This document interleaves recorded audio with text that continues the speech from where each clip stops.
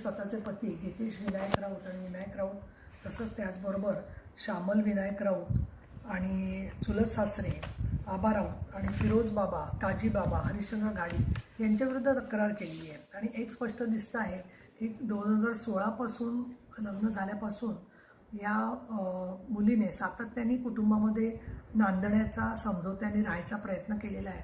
असं असलं तरी त्यांच्यामध्ये पती पत्नीचं म्हणून जे नातं असायला पाहिजे सर्वार्थाने तसं त्यांनी होऊच दिलं नाही आणि सातत्याने वेगवेगळी कारणं काढून तिच्याशी त्यांनी संबंधच होऊ दिले नाहीत. आणि आता स्वतःमध्ये दोष नाही आहे हे सिद्ध करण्यासाठी तिला सातत्याने मासिक पाळी बदलणं, त्याचबरोबर तिची तपासणी करून घेणं आणि इतकंच नव्हे तर बंधुगिरीच्याकडे जाऊन तिच्यातच काही दोष असं दाखवणं जेणेकरून तिचं मनोबल खच्ची होईल अशा पद्धतीने त्यांनी सातत्याने प्रयत्न केलेले आहेत. आणि दुर्दैवाने याच्यामध्ये तिचे सासरे विनायक राऊत आणि इतर कुटुंबीय यांचाही सहभाग दिसतो आहे. अतिशय दुर्दैवी आणि खेदकारक आणि त्याचबरोबर संतापजनक अशी घटना आहे. विनायक राऊत यांचं 2 लग्न झाली असावीत असं याच्यावरून दिसतंय. दुसऱ्या पत्नीचाही त्यांच्याही उल्लेख केलेला आहे.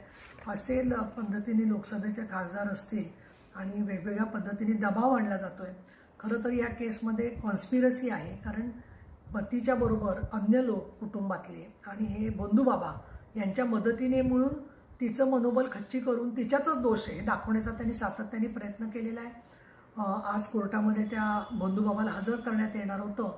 दुसरीकडे संबंधित जो व्यक्ती आहे गितेश विनायक राऊत याचा अटकपूर्व जामिनासाठी प्रयत्न चाललेला आहे. फार मोठी ही चिंतेची बाब याच्यासाठी आहे की भरोसा सेलनी समजोत्याचा प्रयत्न करूनसुद्धा या लोकांनी दाद तर दिलेलीच नाही आणि कुठलाही पुरावा मिळू नये या दृष्टिकोनातून त्यांचा जोरदार प्रयत्न सासरच्यांचा चाललेला आहे.